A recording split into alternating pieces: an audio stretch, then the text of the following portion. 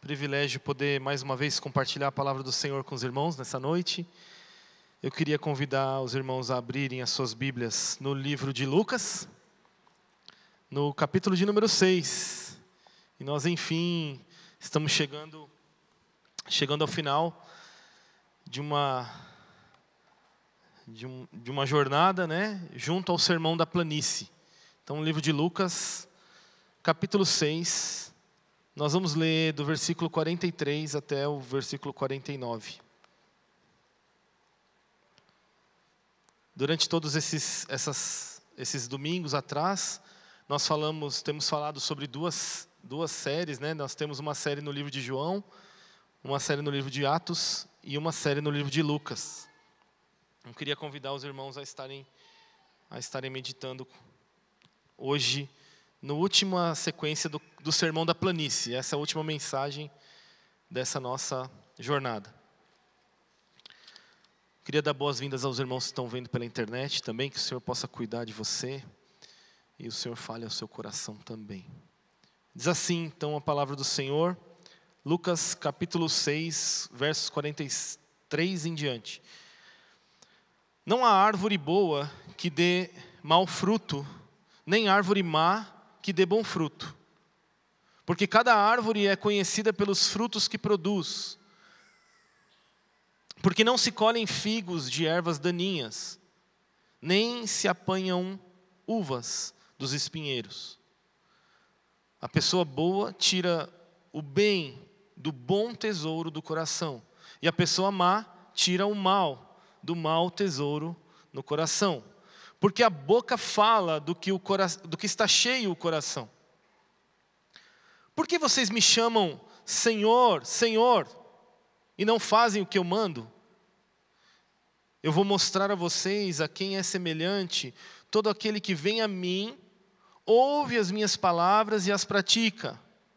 Esse é semelhante a um homem que, ao construir uma casa, cavou, abriu profunda vala e lançou o alicerce sobre a rocha. Quando veio a enchente, as águas bateram contra aquela casa e não a puderam abalar, por ter sido bem construída. Versículo 49, mas o que ouve e não pratica é semelhante a um homem que construiu uma casa sobre a terra, sem alicerces, e, quando as águas bateram contra ela, logo desabou. E aconteceu que foi grande a ruína daquela casa. Vamos orar, Senhor?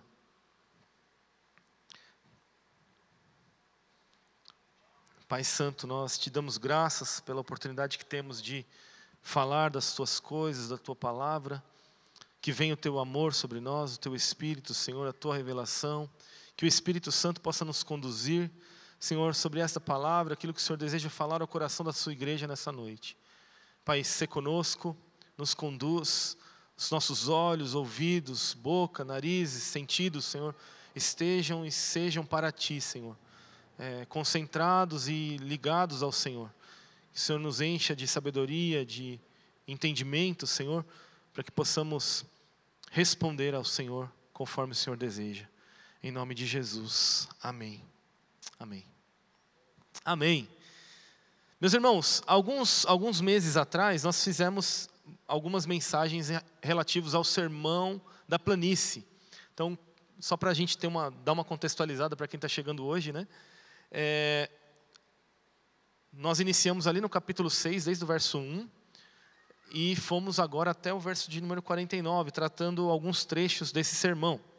Diferentemente do Sermão da Montanha, o sermão que está contido em Lucas, ele é chamado e conhecido como Sermão da Planície. Ele acontece logo depois que Jesus chama os seus discípulos, ali na organização do livro de Lucas, obviamente, para estar com ele. É como se Jesus estivesse falando especificamente aos seus discípulos aquilo que ele desejava, ou aquilo que ele deseja, ou desejaria que os discípulos fossem. Fala muito sobre identidade, sobre quem são os discípulos verdadeiros de Jesus. E hoje é a conclusão desse assunto. Na verdade, o próprio texto de Lucas, ele inicia uma conclusão aqui, nesses dois trechos, tanto das árvores e os seus frutos, quanto também do construtor sábio, né, daquele construtor que constrói a casa sobre a rocha. A parábola dos construtores. E, meus irmãos, não se enganem, há uma diferença daquele que serve ao Senhor para aquele que não serve ao Senhor. Há uma diferença do discípulo verdadeiro e do discípulo falso. A gente pode até, por algum tempo, perceber algumas similaridades, nós vamos trabalhar isso, e isso pode até nos confundir de alguma forma, mas, em algum momento, nós vamos perceber aqueles que são e aqueles que não são do Senhor. E que nós sejamos encontrados entre aqueles que são do Senhor. Sejamos encontrados entre os discípulos verdadeiros. A régua de Jesus aqui é muito alta, meus irmãos. Ele começa falando das bem-aventuranças, do amor aos inimigos, do julgamento aos outros. E agora, não diferente das outras passagens, Jesus conclui evocando aqui alguns assuntos muito importantes. É importante destacar também que Jesus enfatiza aqui sempre o contrário nesse primeiro texto. É a árvore boa e a árvore má. É o homem bom e o homem mau. Veja que isso é claro na mente de Jesus para mostrar que ou se é de Jesus ou não se é de Jesus. Não existe um meio termo. Você pode até estar num processo, mas do início ao fim desse processo precisa haver um desejo no seu coração de ser transformado por Cristo, de ser transformado por Jesus. E é basicamente esse o assunto que puxa. E é por isso que eu dei o título de Governados por Jesus, porque o centro desse texto é uma pergunta de Jesus que eu queria que ficasse no seu consciente, na sua cabeça, na sua mente. Jesus, no meio da sua explanação, ele está finalizando aqui um sermão, Lucas está finalizando aqui esse trecho, e ele faz uma pergunta: por que vocês me chamam Senhor, Senhor, e não fazem o que eu mando? Gente, poucas vezes Jesus fez uma pergunta como essa aos discípulos. Ele chega a perguntar o porquê. É quase como se Jesus estivesse perguntando para você nessa noite: por quê? Por que você me chama Senhor, Senhor, Daniel, e não faz o que eu mando? Gente, uma resposta precisa ser dada para essa pergunta. É isso que eu gostaria de tentar conduzir os irmãos aqui por esse aspecto. Mas tudo se resume a essa frase: ou nós somos governados por Jesus, ou nós não somos governados por Jesus. Ou Jesus é Senhor das nossas vidas, ou Ele não é absolutamente nada. Nós não podemos tratar com o Senhor Jesus como se Jesus fosse algum tipo de produto que nós pudéssemos assim de alguma forma aceitá-lo, ou comprá-lo, ou adquiri-lo, ou usá-lo para alguma coisa que nós queremos fazer de benefício para a nossa vida própria. Não, somos nós que temos que ser aceitos por Ele, meus irmãos. Jesus não está buscando a aceitação de ninguém. Ele é o sinete de toda a criação. Nós não podemos mercantilizar a Jesus. Não podemos tratar Jesus como se Jesus fosse mais um adereço da nossa fé. Como se a fé em Cristo fosse mais uma estrelinha nos nossos bons méritos e nas nossas boas virtudes, porque somos tão bons, damos tantos resultados, nós somos tão produtivos, e Jesus é uma cereja da nossa produtividade. Ou Jesus é o seu tudo, ou Ele não é nada para você. É mais ou menos assim que Jesus quer dizer com esse texto, é isso que Ele quer dizer com esse texto. Nós precisamos nos lembrar que Jesus acabara de chamar os seus discípulos para vir até Ele. E estava os ensinando sobre como seria o coração daqueles que seriam seus discípulos verdadeiros. Estavam ouvindo, Ele estava falando aos seus discípulos. E nesse trecho, Ele exige que os seus discípulos tomem uma ação, tomem uma atitude em relação ao que eles estão ouvindo, com base naquilo que eles estão ouvindo de Jesus. E eu queria E aqui vai uma proposta para Jesus governar o nosso coração de uma vez por todas. Eu queria trabalhar com os irmãos hoje 5 lições, para que possamos avaliar se Jesus governa ou não as nossas vidas. E a partir disso, nós nos abrirmos para esse governo, para esse senhorio de fato de Jesus. Outro destaque que é importante nós introduzirmos, antes que nós possamos mergulhar no texto bíblico mais profundamente, é que Jesus inicia o fim desse sermão falando sobre a natureza de 2 árvores. Então ele aponta para algo muito especial, que é a natureza de algo. Isso é muito importante em relação ao governo de Jesus sobre as nossas vidas. Nós vamos ver que Jesus, para que isso aconteça, ele transforma as nossas essências, ele muda as nossas naturezas. O primeiro passo para sermos governados por Jesus é que ele tenha tocado as nossas naturezas, as nossas essências tenham sido mudadas por Jesus. Nós vamos falar um pouquinho sobre isso lá na frente. Como que nós sabemos se somos de Jesus? Como é que nós podemos saber o que Jesus espera de nós? Um cuidado aqui que Jesus apresenta logo nesse início é que nós não podemos perverter a ordem em que Jesus deseja apresentar esses argumentos. Veja, quando nós lemos, não há árvore boa que dê mau fruto, nem árvore má que dê bom fruto, dá uma impressão de que a árvore é conhecida pelos seus frutos, isso é verdade. Mas os frutos dependem da árvore, e não a árvore dos frutos. Ou seja, os frutos não são determinantes de que a árvore é boa. Mas se os frutos são bons, é porque a árvore é boa. O que eu quero falar com isso? O que eu quero dizer com isso aos irmãos? Que o fruto determina a árvore. A gente pensa isso, né? Mas o cenário que Jesus quer apresentar é exatamente o contrário disso. É a árvore que determina a qualidade do fruto. Porque se nós falarmos assim, o fruto depende, o bom fruto mostra que a árvore é boa, e de novo, né?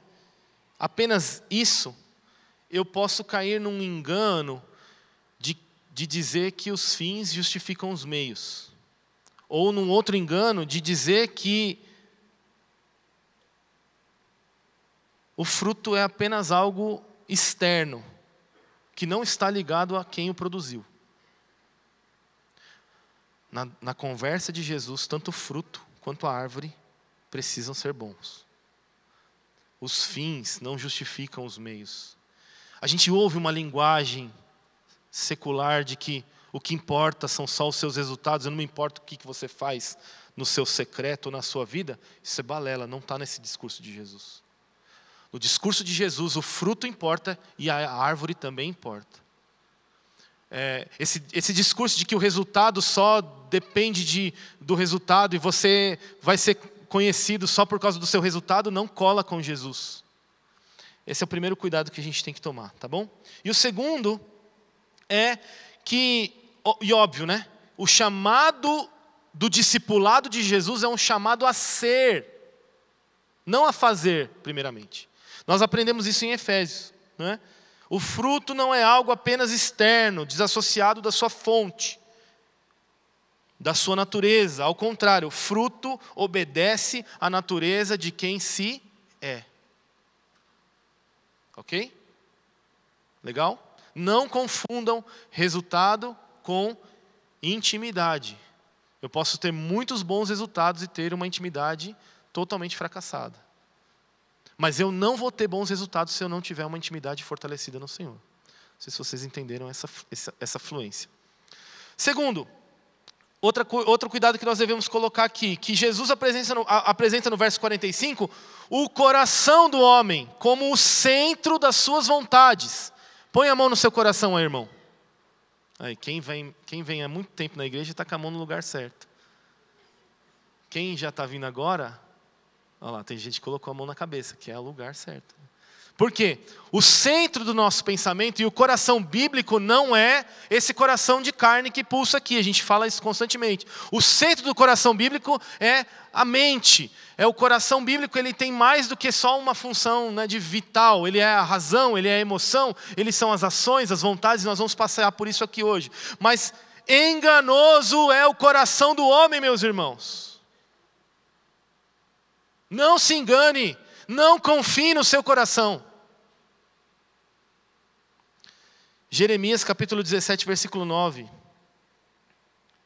Enganoso é o coração do homem, cuidado com o seu coração, ele está disposto a te enganar. Por quê? Porque a nossa natureza é uma natureza desorganizada, é uma natureza que foi afetada pelo poder da morte, do caos.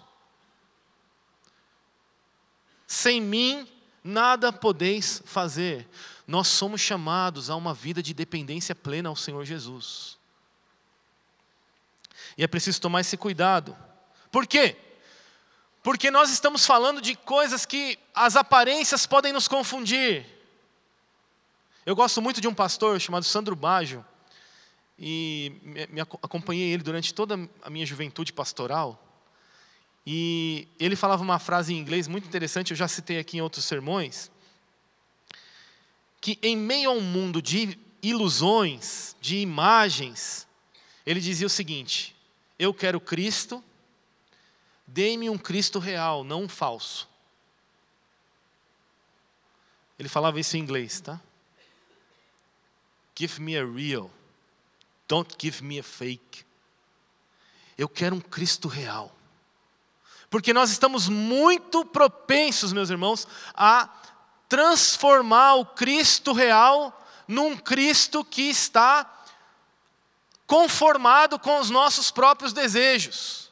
Eu sempre digo isso, se o Cristo de Deus, se Deus não pode dizer não a você, Ele não pode ser o seu Deus. Se tudo que você se relaciona com Deus, Ele tem que dizer sim, então Ele não é seu Deus. Reflita sobre isso e cuidado, são alguns cuidados que a gente precisa colocar. E por último, não são as nossas obras ou bons resultados que nos tornam pessoas boas. Eu posso ter bons resultados e mesmo assim ser um canalha, ser um cafajeste. Eu posso ter bons resultados e mesmo assim não expressar uma transformação interior sendo tocado por Jesus. Cuidado com isso. O governo que Jesus estabelece sobre nós, meus irmãos, Ele estabelece quando confiamos as nossas vidas por inteiro e por completo nele. Palavras, ações e resultados fluem de uma natureza completamente rendida a Jesus e colocada sobre os seus pés. Apenas quando Jesus governar as nossas vidas que seremos verdadeiramente seus discípulos. Irmãos, nós estamos num ponto crucial aqui do discipulado de Jesus em Lucas. Nós não podemos ser cheios do Espírito Santo enquanto Jesus não governar as nossas vidas. Você precisa ter um diálogo com Jesus e avaliar a sua vida por inteiro e por completo e questionar: por que eu digo Senhor, Senhor e não faço o que Jesus manda? O senhorio, o governo, o controle de Jesus. Entregue a sua vida para Jesus. Entregue o controle da sua vida para Jesus. Esse é o fundamento desse sermão. É assim que o sermão vai terminar. Esse é o fim do sermão da planície de Jesus. E a mensagem central é essa. A pergunta que nos faz refletir aqui sobre nossa conduta como discípulos verdadeiros de Jesus é: o que precisamos para que o senhorio de Jesus se estabeleça de uma vez por todas em nossas realidades?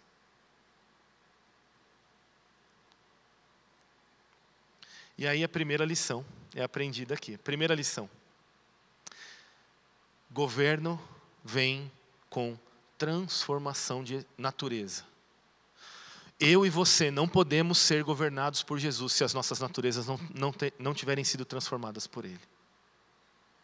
Veja, o homem bom, ele ele produz bons tesouros. Ele tira bons tesouros no seu coração. O homem mau tira tesouros ruins, maus do seu coração. A palavra ruim aqui, maus, ela implica duas características importantes. É podre, inútil. É a frase do Francis Chan que me ocupa a mente, como sempre, né? Quer dizer, eu não tenho medo de fracassar. Eu tenho medo de fazer sucesso em coisas que não têm valor. Essa é uma frase que me abala muito a minha convicção. Ele disse isso, Francis Chan. Eu não tenho medo de fracassar, eu tenho medo de fazer sucesso em alguma coisa que não tem valor. Meus irmãos, nós somos chamados por Jesus a viver uma vida preciosa, que tem valor, que tem propósito, que tem objetivo, que tem destino. Nós não estamos ao léu, nós não estamos levando a nossa vida como se esse mundo fosse acabar amanhã. Nós estamos sendo chamados e vocacionados como igreja de Jesus para governar com Jesus, para reinar com Ele, para estabelecer restauração, herança, presença de Deus nessa terra. Nós não fomos chamados para viver a vida de qualquer jeito.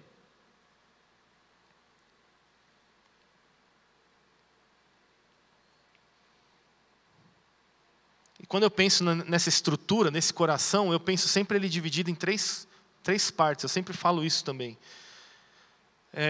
Razão, emoção, afeição e desejos, né? Em uma só área. E vontade ou ação. Algumas pessoas ficam confusas quando eu falo assim, né?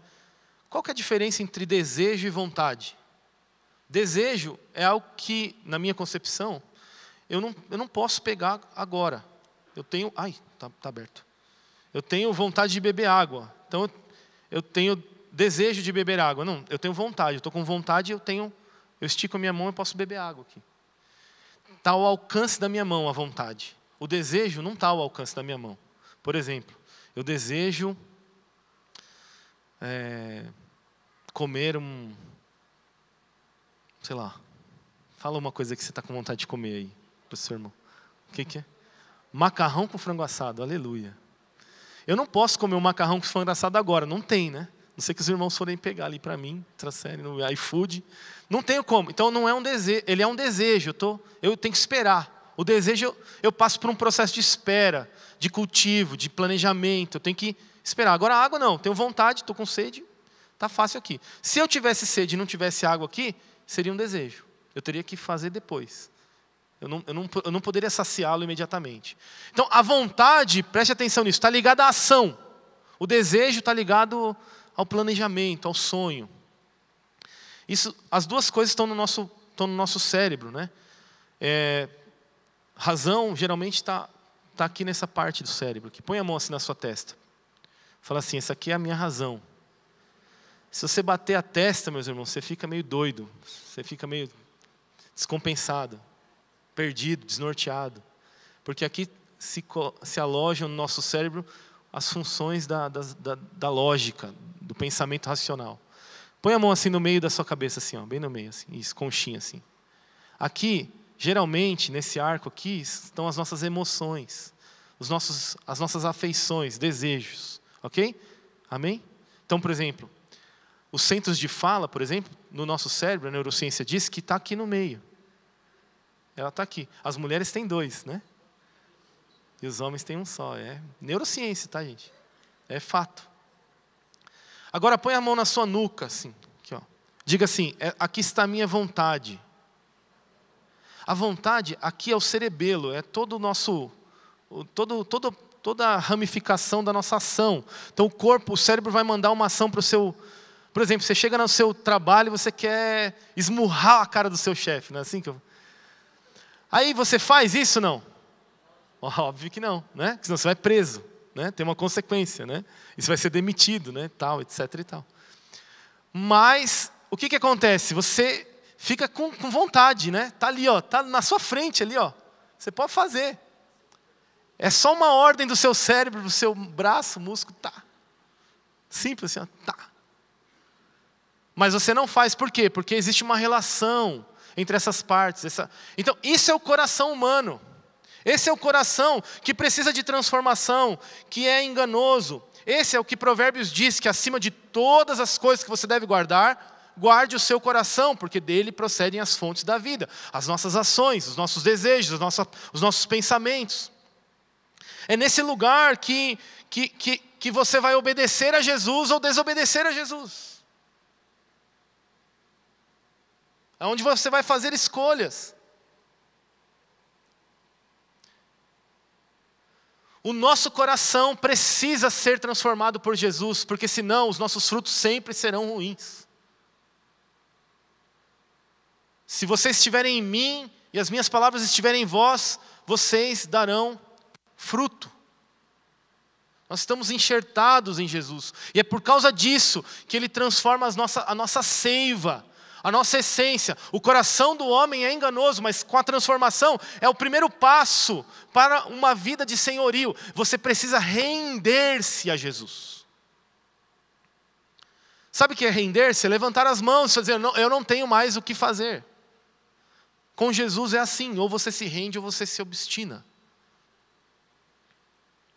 De novo, a gente acha que existe um meio termo, mas é exatamente isso que Jesus está dizendo que não tem. O homem bom tira coisas boas do seu tesouro, o homem mau tira coisas más do seu tesouro. Nós precisamos ter sido transformados por Jesus. E essa é a primeira convocação desse processo de senhorio sobre a nossa vida.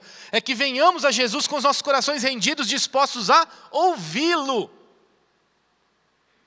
Meu irmão, pare de querer fazer as coisas do seu jeito. Deixa Jesus fazer do jeito dele. Largue mão da sua obstinação, doentia, entrega nas mãos do Senhor, deixa Ele fazer do jeito dele. Eu gosto muito de um pastor que fala que todos os seres no universo obedecem a Deus, menos nós. Deus manda e os pássaros obedecem, as marés, os peixes, as aves, fazem tudo conforme Deus manda.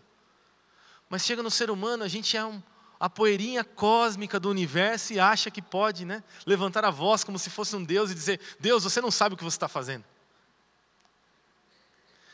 E a gente ainda fala, eu falei com os irmãos na aula hoje, com quem você pensa que está falando, O bichinho de Jacó, a poeirinha cósmica do universo, acha que pode acrescentar um côvado no seu tamanho, ou um fio de cabelo na sua cabeça? Não, nós não podemos. Para sermos governados por Jesus, o primeiro passo é levantar as mãos e dizer, eu me rendo. Faça do seu jeito. Tome as decisões. Faça como o Senhor quiser. Primeiro passo, primeira lição, transformação.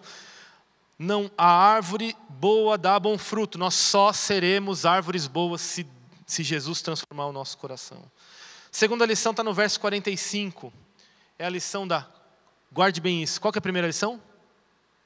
Transformação. Segunda lição é coerência.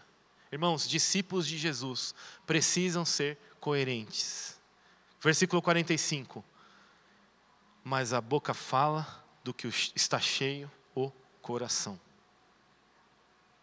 É um alinhamento entre o que a nossa boca diz e o que o nosso coração está cheio. A boca fala do que está cheio o coração. Em Mateus, há um registro sobre esse fluxo. Mateus diz claramente, o que contamina o homem não é o que entra pela boca, é o que sai.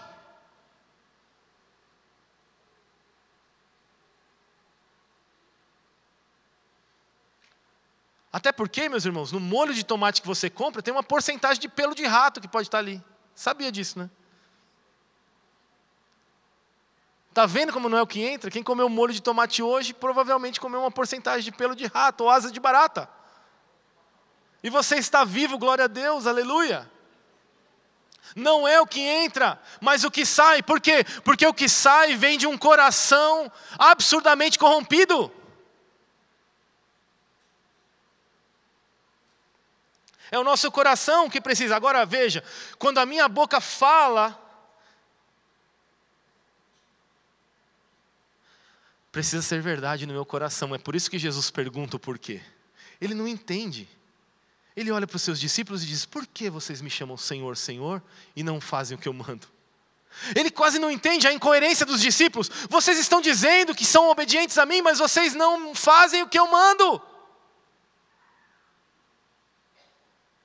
Não existe governo quando há incoerência entre a nossa boca e o nosso coração. Precisa haver um alinhamento entre o que falamos e o que está dentro do nosso coração. É o segundo passo para o governo, é a coerência. O que sai da nossa boca precisa ser útil. O que sai da nossa boca precisa ser frutífero. O que sai da nossa boca precisa estar purificado, limpo. Precisa abençoar as pessoas. Parece que tem uma linha de cristão boca suja que está surgindo aí, né? Fala palavrão doidado, né? Não sentaram na mesa de Jesus e não responderam por que me chamam Senhor, Senhor e não fazem o que eu mando. Porque de uma fonte boa não pode jorrar água amarga. Pare de falar palavrão.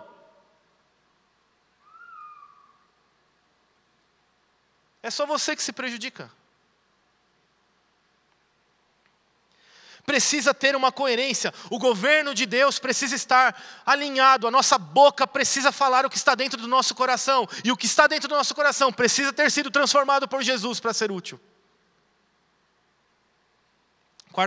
Terceira lição. Versículo 46.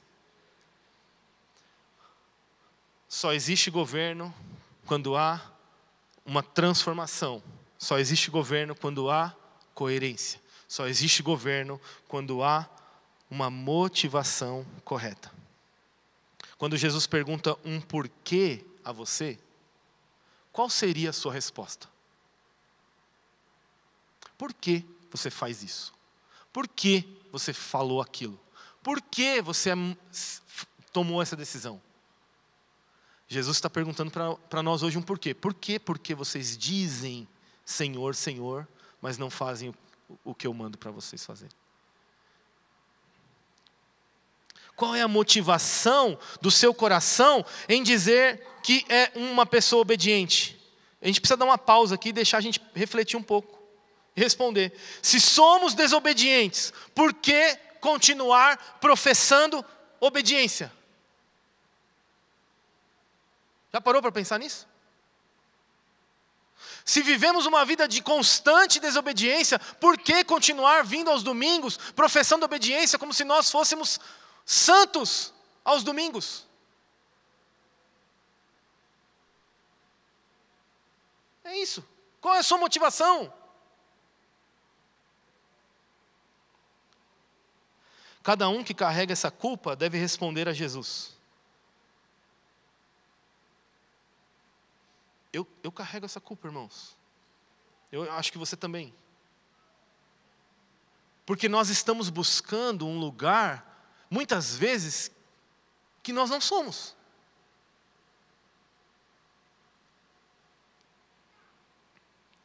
Nós precisamos sondar as nossas motivações reais. Ao fazer uma coisa A, uma coisa B. Se nessa motivação, Cristo Jesus não for o centro de tudo, nós estamos fadados a fazer uma profissão falsa de quem Deus é para nós. De quem Jesus é para nós. Só há transformação quando as nossas motivações estão transformadas, estão alinhadas com o coração de Jesus. Quarta lição, versículo 47.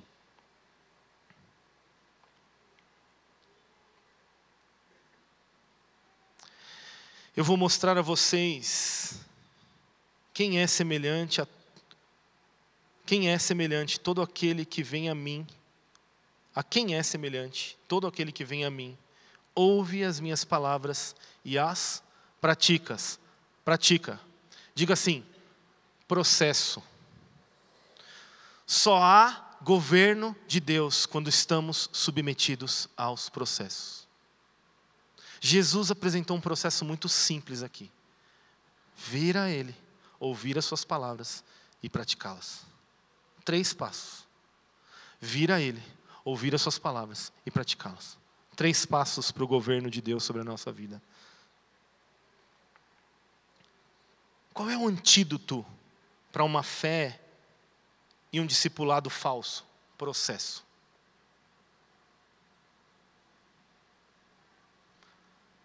Se nós chegamos à igreja, queremos nos tornar membros para cantar no louvor, caiu na motivação, caiu no processo. Se nós viemos à igreja, queremos nos tornar membros, porque nós queremos o status de membros da igreja do Juliano Som, caiu na motivação, caiu no processo. Jesus conhece os nossos corações. Ele sabe o porquê que você está aqui. Talvez você que não saiba ainda. O antídoto para revelarmos uma fé falsa em um discipulado é: nós não estamos dispostos a passar pelos processos. E o processo tem 3 características. Ele é relacional, ele é verbal e ele é comportamental. Vir a mim, relacionamento. Ouvir as minhas palavras, verbal. Eu preciso ouvir a Jesus. Eu preciso ouvir a palavra de Deus. Eu preciso aprender sobre Ele. 3º, comportamental. Eu preciso mudar. Eu preciso fazer a sua vontade. Eu preciso me posicionar. Eu preciso escolher o lado de Jesus. Eu não posso mais ficar falando que estou me relacionando com Jesus, ouvindo as pregações e ficar igual. Quem não deseja passar por isso, não pode ser discípulo de Jesus, vive uma fé falsa. Acordemos, meus irmãos.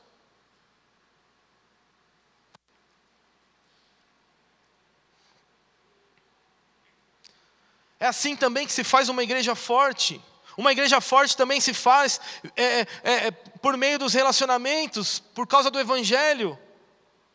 Se faz ouvindo a palavra da pregação, da exposição da Escritura. Uma igreja forte se faz também aprendendo a fazer a sua vontade por meio da comunhão e das práticas semanais. Meus irmãos, as pessoas que dizem que pode ser vivido um evangelho sem igreja não estão dispostas a serem governadas por Jesus. Porque é aqui nesse lugar, na igreja, que Deus vai testar você, que Deus vai provar você, que Deus vai forjar você na vida um do outro.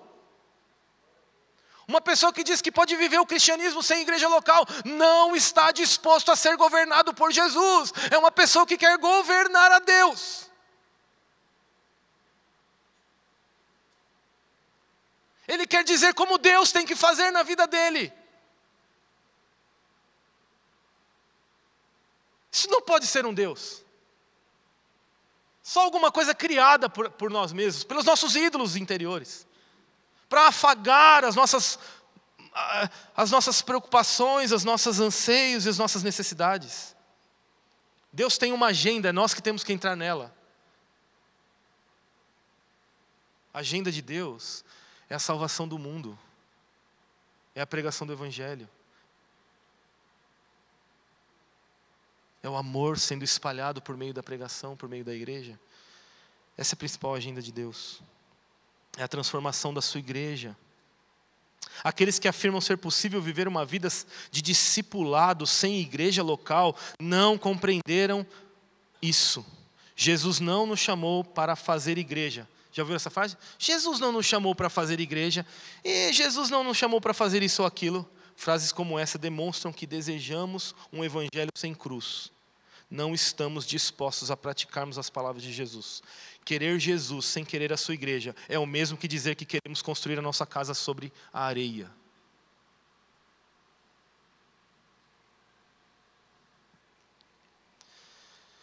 Quarta lição, processo.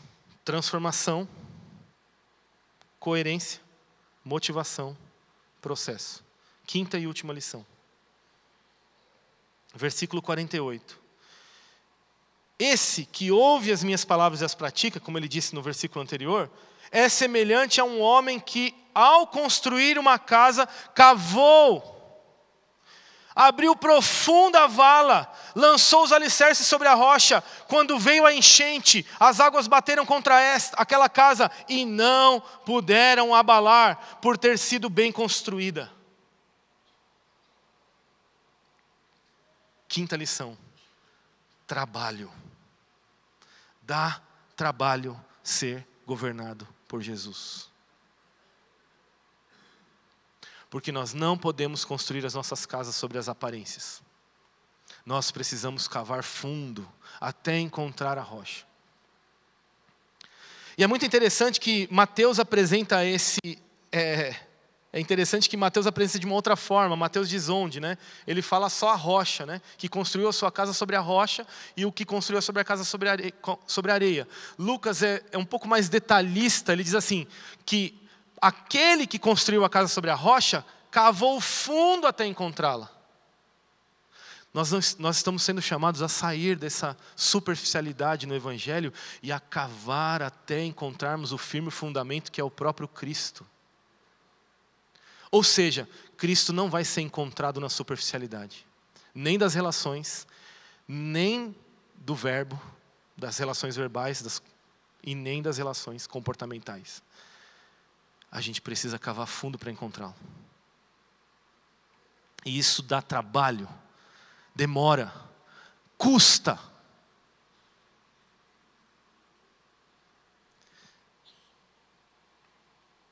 Nós precisamos mudar a nossa postura em relação à prática da confiança e entender que é preciso cavar até encontrar Jesus.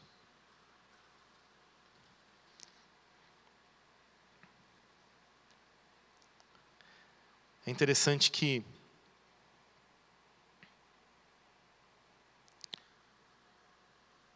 as águas são símbolos de caos na Bíblia. Mares, águas, as forças das águas, né? Tem aquele versículo que a gente fala sobre o encontro de casais, geralmente, né? As muitas águas não podem levá-lo, né? Não podem afogá-lo, né? Mas essas situações da vida que nos abatem, é interessante que é sobre isso que nós estamos falando. Quer dizer, um verdadeiro discípulo se prova quando uma situação adversa se depara contra ele. É quando uma situação adversa vem que nós vamos saber se as nossas casas estão sobre a rocha ou estão sobre a areia. E como eu disse, é preciso trabalhar. É preciso investir tempo, recursos, para que nós possamos encontrar profundidade. Se você não está disposto a trabalhar, Jesus não vai governar a sua vida. Se você não estiver disposto a limpar as coisas internas no seu coração, Jesus não vai governar a sua vida. Ele não vai ser Senhor da sua vida. Talvez você diga, Jesus é meu Senhor, mas Ele vai perguntar a você, por que vocês dizem Senhor, Senhor, e não fazem o que eu falo, o que eu mando? É muito simples. As águas vão revelar o seu alicerce. Como eu disse no começo, sobre o governo de Jesus, não existe por proporções, existe ou ele é ou ele não é. No versículo 49, preste bem atenção. Mas o que ouve e não pratica. E aí ele não está dizendo só do que ele falou na árvore, ele está falando sobre tudo. Desde o início do capítulo 6. Bem-aventurados os pobres, bem-aventurados são vocês que agora choram, bem-aventurados são vocês quando as pessoas os odiarem. Ele está falando de tudo isso. Ele está falando sobre o amor aos inimigos, ele está falando sobre as perseguições, ele está falando sobre os julgamentos, ele está falando sobre o cisco no olho e a trave o cisco do seu irmão e a trave do seu. Ele está falando sobre a sua cegueira, ele está falando sobre tudo isso. Mas o que ouve e não pratica é semelhante a um homem que construiu a sua casa sobre a terra. sem alicerces. E quando vêm as águas, e quando as águas bateram contra ela, logo desabou e aconteceu que foi grande a sua ruína. É interessante essa palavra de Lucas. Primeira, duas curiosidades aqui para a gente ir caminhando para a conclusão. A conclusão é muito simples. Ou Jesus é Senhor da sua vida ou Ele não é.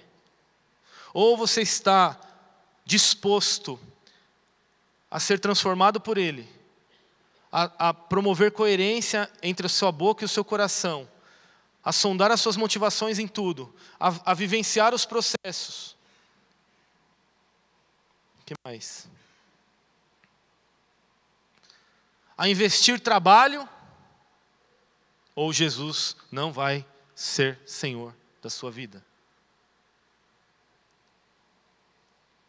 Tempo, trabalho é tempo, dinheiro, investimento. E o que ele está dizendo? Que quando as águas bateram, e a curiosidade primeira é a seguinte: a terra da Palestina, do qual os ouvintes desse texto estavam ouvindo, era dura. A gente pode achar que a terra dura é suficiente para segurar as águas desta vida. E muitos palestinos, por encontrar um terreno sólido, muitas vezes não cavam até as pedras. Mas é falso. É uma falsa segurança. A terra dura nos dá uma falsa segurança. A única coisa que nos dará segurança real são as rochas. É quase que Jesus está falando aqui, quase que parecido com o que Isaías 28:16 vai falar. Uma profecia de Isaías que diz que ele havia lançado uma pedra fundamental sobre o seu povo. Eu gostaria de ler depois no final com vocês esse texto. Mas o que eu quero mostrar para vocês é que cuidado ao encontrar uma terra dura, não desista de continuar sendo governado por Jesus. Porque pode ser apenas uma aparência de segurança, mas que não suportam o juízo de Deus. A única coisa que suporta o juízo de Deus é o sangue de Jesus. É o preço que Jesus pagou por mim e por você. É quando nós entregamos e confiamos as nossas vidas ao verdadeiro alicerce. Não nos enganemos, ou Jesus assume o controle sobre nossas vidas e nos submetemos ao seu total senhorio, ou Ele não o será de nenhuma parte de nós. A marca para que Jesus assuma o governo sobre nossas vidas é se praticamos essa palavra em nosso dia a dia. E essa prática depende de perceber aquilo que é real e aquilo que não é real. E a segunda curiosidade é que Lucas apresenta: grande foi a sua ruína. A palavra é destruição total. Não se engane. As águas que virão sobre nós, do juízo de Deus, não pouparão meias verdades. Não pouparão aparências. Não pouparão mentiras. Não pouparão escândalos escondidos. Não pouparão. Ou nós estaremos firmados sobre a rocha que é Cristo Jesus, ou nós seremos destruídos pelas águas do juízo de Deus.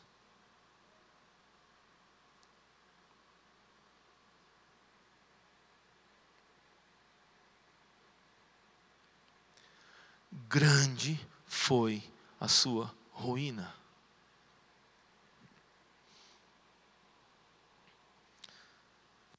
Jesus é realmente nosso Senhor?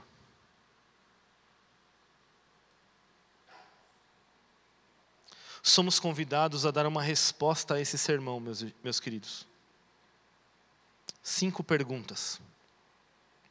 Estamos realmente desenvolvendo nossa vida com Jesus a partir de uma relação diária e constante?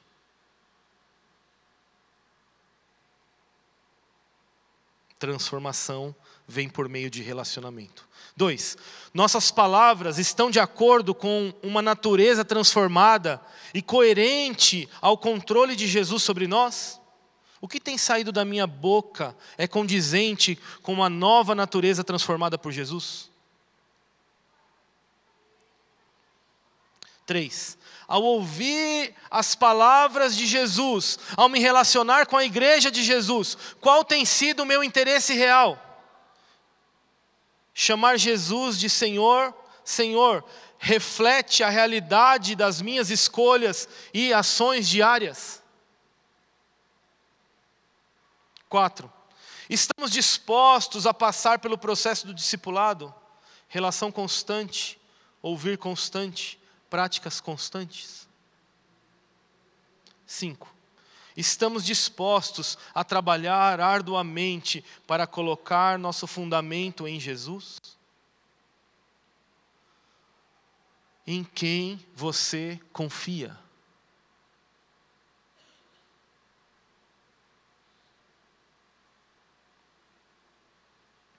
Eu acho que o convite para nós essa noite é um convite para arrependimento, meus irmãos. É um convite para lançarmos mão de toda a aparência, nos posicionarmos diante de Jesus de uma forma coerente e dissermos assim: Senhor, eu entrego a minha vida nas tuas mãos, toma o controle da minha vida. Eu não quero mais viver uma vida de aparências com o Senhor. Eu não quero mais viver uma vida de superficialidade com o Senhor. Eu não quero mais viver uma vida sem propósito, sem destino, sem realidade. Eu quero ser um verdadeiro discípulo. Eu quero ter uma fé genuína, verdadeira. Eu não quero ser abalado por qualquer água desta vida. Eu quero permanecer firme quando as águas do juízo, quando as águas deste mundo vierem contra mim. E nós só poderemos nos manter firmes se estivermos alicerçados na rocha que é Jesus. Isaías, e para terminar, Isaías 28, se não me engano é o verso 16, diz assim, é uma profecia. Olha que interessante o contexto de Isaías 28, vou ler a partir do versículo 14. Portanto, escutem a palavra do Senhor, homens zombadores. Preste atenção. Vocês que governam este povo que está em Jerusalém, por que vocês dizem: fizemos aliança com a morte e acordo com a sepultura?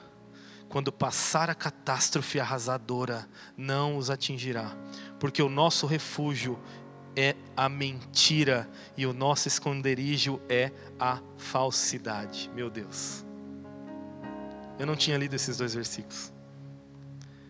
Versículo 15, portanto, assim diz o Senhor, eis que ponho em Sião uma pedra já provada, pedra preciosa, angular, solidamente assentada, aquele que crer não foge.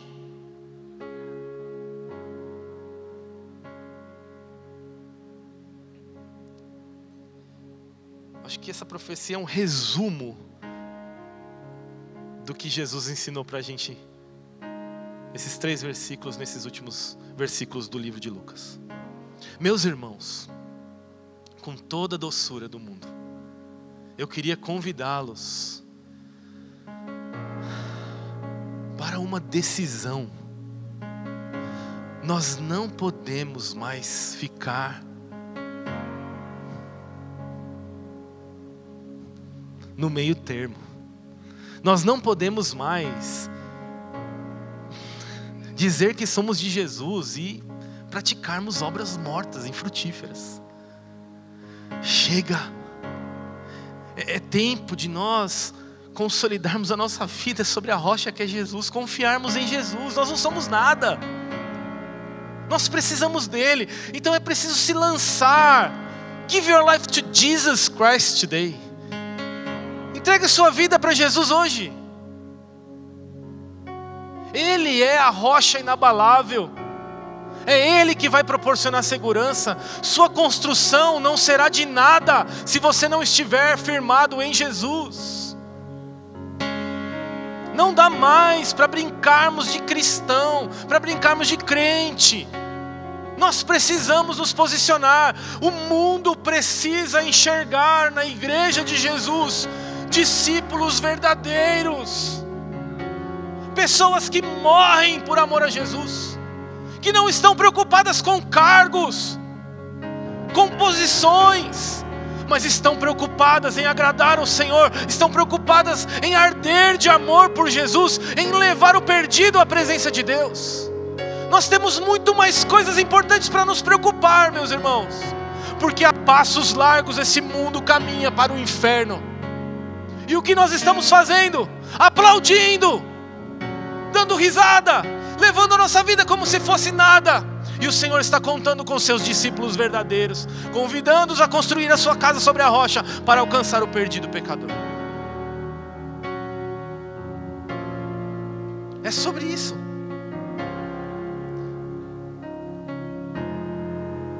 Você acha que você tem dinheiro, ou você tem posições porque você é bom? Não, Deus te colocou nesses lugares para que outros possam conhecer a sua grandeza e o seu amor. Há um propósito muito maior para as nossas vidas seculares do que ganhar dinheiro e pagar boletos. Deus te colocou onde você está para que você viva de acordo com a sua presença, para que você seja de fato um discípulo verdadeiro, e das suas palavras saiam vida, amor, e saiam juízo de Deus, e saiam convite chamando pessoas ao arrependimento. É isso que eu queria fazer com vocês nessa noite. Eu queria convidar você ao arrependimento. Meu irmão, não tem outra coisa a fazer a não ser nos ajoelharmos diante de Deus e chorarmos as nossas mazelas, e dizermos: Senhor, nós não construímos a nossa casa sobre a rocha, nós estamos na areia, numa aparência medíocre, vil, pífia, e o Senhor está nos chamando: vem para baixo, cria raízes, encontre a rocha, pare de viver uma vida medíocre. Esse é o convite dessa noite. Feche os seus olhos, vamos orar. Pai, nós estamos aqui reunidos como igreja. Senhor, não há uma resposta simples, Senhor, a dar para a sua pergunta: por que me chamam Senhor, Senhor, mas não fazem o que mando? Porque de fato, Senhor, nós estamos muito perdidos mesmo. Perdidos nas nossas mimeninices, perdidos no nosso frufruzento, que a gente faz todas as coisas com luz, com um monte de coisa. Nós estamos perdidos, Senhor. Nós precisamos do Senhor nos chamando para a realidade de que nós precisamos ser governados por Jesus. Ou nós somos governados por Jesus, ou não somos. Pai, nos perdoa, Senhor. Nos perdoa, Senhor, pela superficialidade com que temos levado as nossas vidas. Nos perdoa, Senhor, porque o Senhor está chamando discípulos verdadeiros, Senhor, para um processo de entrega total, de confiança total, Senhor. E nós não queremos cavar muito, nós não queremos muitos relacionamentos, nós não queremos muito enfrentamento, não. A gente quer uma vida mais leve, mais pacífica, não. Nós não queremos mergulhar, porque no mergulho vai quebrar muita foice, vai quebrar muita enxada, porque o terreno é duro, onde a rocha está é difícil de chegar. Senhor, nos perdoa pela nossa apatia, pela nossa fraqueza, Senhor, diante desse sermão. Nós precisamos do Senhor. Senhor, eu oro para que a rocha inabalável, Senhor, seja o nosso firme fundamento, e nós confiemos e nossa casa seja construída sobre essa rocha, Pai. Em nome de Jesus, Pai, sobre cada irmão que ouviu esse sermão nessa noite, que haja uma resposta, ó Deus, amanhã e depois de amanhã, e na quarta e na quinta, Senhor, que haja uma resposta genuína, Senhor, ó Deus, de devoção, de sede, de fome, Senhor, de Ti, de entrega total, Senhor. Nós precisamos ficar implorando para as pessoas abrirem suas casas para receberem o Evangelho, para que outras pessoas sejam alcançadas, como se isso fosse muito, Senhor. O Senhor entregou entregou tudo, o Senhor não tinha onde reclinar a cabeça, o Senhor morreu numa cruz pelado. E nós não conseguimos abrir as nossas casas para Ti, porque temos receio, porque temos preocupações. Vão levar o nosso carro, vão levar a nossa coisa, vão sujar o nosso chão. Que levem, Senhor, que sujem, que percamos, Senhor, mas que vidas sejam alcançadas para a glória do Teu nome santo e povoem os céus. Encontre em nossos corações, Senhor, pessoas de fibra dispostas, Senhor, a serem governados pelo Senhor Jesus. Senhor, encerra, Senhor, na nossa vida o tempo de meninice, de imaturidade, Senhor. Senhor, starta em nossas vidas um tempo de fibra, Senhor, de guerreiros, Senhor, de soldados do Senhor. Nós queremos ser, Senhor, aqueles que cavam fundo, encontram a rocha que é Jesus. Em nome de Jesus, Pai, dá-nos essa dádiva, Senhor, essa graça, Senhor. Em nome de Jesus, Pai, encontre em nós, Pai. Encontre em nós.